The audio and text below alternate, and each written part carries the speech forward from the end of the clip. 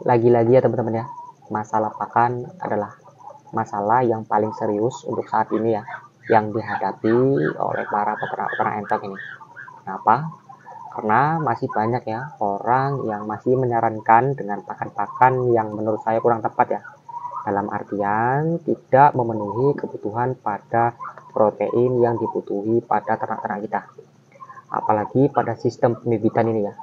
Faktor ransum pakan ini berpengaruh besar teman-teman terhadap penghasilan telur dan juga intensitas namanya fertilitas, karena fertilitas juga berpengaruh ya teman-teman ya untuk keberhasilan pada sistem pembibitan, yang dimana hal tersebut adalah mengacu pada hasil DOE yang akan kita dapat.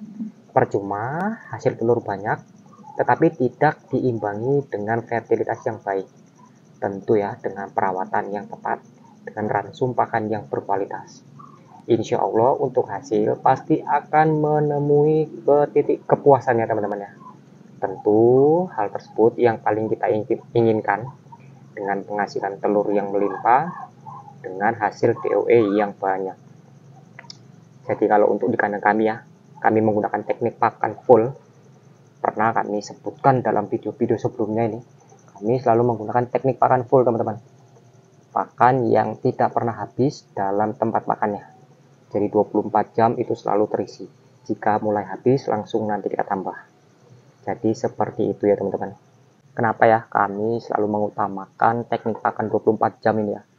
Karena itu dampaknya sangat berpengaruh teman-teman terhadap kualitas telur maupun dari kesehatan indukan dan bobot indukan. Nah, jadi masalah yang paling serius ketika dalam sistem pembibitan indukan-indukan tersebut itu kurus teman-teman. Saya pastikan untuk menggunakan pakan jenis apapun, indukan tersebut tidak akan mampu untuk bertelur teman-teman. Maka dari itu yang paling kita jaga yaitu adalah bobot.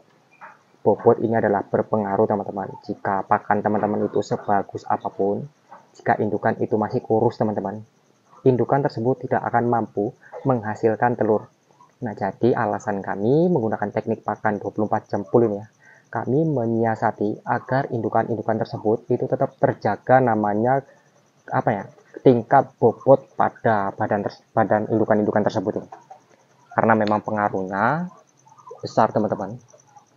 Karena ketika indukan kurus itu ya teman-teman ya, saya pastikan maupun teman-teman menggunakan pakan jenis apapun, indukan tersebut tidak mampu bertelur teman-teman.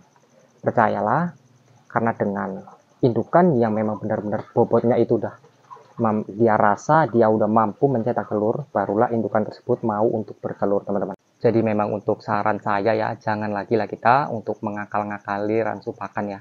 Dalam artian mengakal-ngakali ini pakan yang asal-asalan ya. Kita cuma menggunakan eceng gondok ataupun dengan menggunakan dedak aja. Saya pastikan teman-teman, untuk teknik pakan yang seperti itu hasilnya kurang maksimal teman-teman.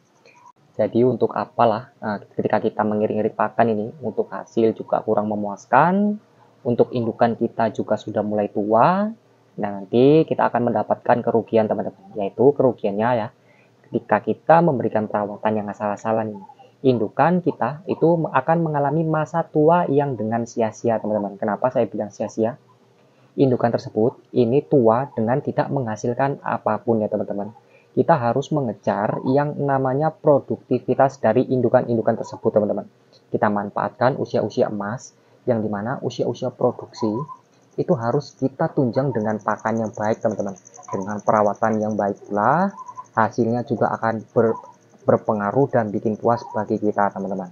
Dan saya ya memang kita tuh harus menggunakan pakan yang baik ya teman-teman ya.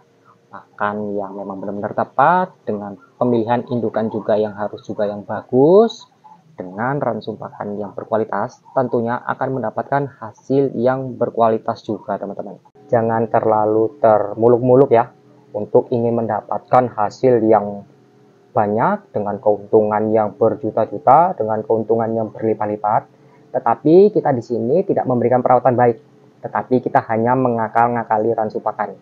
Ini menurut saya masih salah bagi saya ya. Karena jika kita ingin mendapatkan hasil yang baik dengan keuntungan yang pas, kita harus beri perawatan. Tidak masalah ya, ketika pakan tersebut itu mahal, tetapi masih berbanding lurus terhadap jumlah penghasilan. daripada kita mengirit-irit pakan ya dengan mencarinya ke sana kemari, tetapi ternak-ternak kita juga kurang maksimal dalam berproduksi. Yang ada kita kecapean sendiri ya. Ini adalah usaha, jangan dibikin sebagai keribetan bagi kita. Kita harus menjadikan usaha ini senyaman mungkin ya, agar ternak-ternak kita juga nyaman dalam berproduksi. Tentu ya teman-teman ya, memang dalam sebuah peternakan itu adalah keuntungan yang akan kita cari sebagai bahan penghasilan. Tetapi untuk apa ya kita terlalu bermuluk-muluk ya, ingin mendapatkan keuntungan yang berlipat-lipat dengan mengirit-irit pakan ya. Dengan pakan ini kita irit berapa persen, dengan pakan ini kita irit berapa persen. Nah, jangan berpikir seperti itu dulu ya. Kita di sini tujuan utamanya adalah ingin menghasilkan telur yang banyak dengan daya intensitas tetas yang baik. Jadi daripada itu pula, kita senantiasa harus dituntut ya untuk memberikan perawatan yang baik agar hasilnya juga pasti akan baik. Tetapi apalah daya kita ketika kita memberikan pakan itu, yang sekedar kita berikan pakan, yang penting ternak-ternak kita makan ini ya, untuk hasil itu pasti akan kurang memuaskan teman-teman. Dengan kita namanya memberikan kalkulasi hitungan penghabisan ransum pakan itu berapa, dengan penghasilan itu berapa, tentunya usaha kita ini akan berjalan dengan lurus teman-teman, dengan tidak merepotkan bagi kita dan juga tetap masih mendapatkan keuntungan bagi kita. Dan kita ya teman-teman ya, selaku peternak, kita harus menyiasati apa yang dibutuhkan oleh ternak-ternak kita.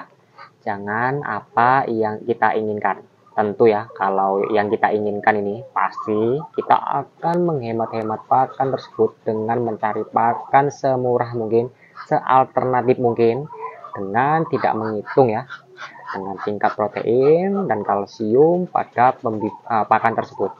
Karena kenapa ya teman-teman ya, pada ransum pakan ini teman-teman, pengaruhnya sangat besar teman-teman, maupun dari tingkat hasil telur, tingkat kekerasan dari telur tersebut, tingkat cangkangnya ya, dan juga produksi yang dihasilkan oleh indukan. Jadi kalau untuk di kandang kami ya teman-teman ya, untuk rata-rata per indukan itu mampu bertelur di atas 18 butir ataupun paling tinggi itu di 24 butir teman-teman. Jadi untuk pakan yang baik tentunya pasti akan menghasilkan telur-telur yang baik pula ya teman-teman. Untuk jenis ransum pakan sering saya jelaskan dalam video-video sebelumnya ini ya teman-teman ya. Kami selalu menggunakan jagung giling, kami menggunakan pakan bebek petelur, dan kami menggunakan dedak ataupun bungkil sawit ataupun dengan roti giling. Teman-teman bisa menggunakan pakan tersebut. Itu apa yang paling banyak lah, yang paling banyak di daerah teman-teman. Teman-teman bisa menggunakan dedak, teman-teman bisa menggunakan roti giling, teman-teman bisa menggunakan bungkil sawit. Karena pakan tersebut adalah cuman pakan tambahan ya teman-teman ya, bukan pakan pokok. Jadi kalau pakan pokoknya kami itu menggunakan jagung dengan pakan bebek petelur. Dan ini kami terapkan ya dengan teknik pakan 24 jam teman-teman. Nah jadi kalau untuk pakan bebek petelur ya teman-teman, teman-teman bisa lihat sendiri. Ini yang ditong ini adalah pakan bebek petelur dalam bentuk butiran ya teman-teman.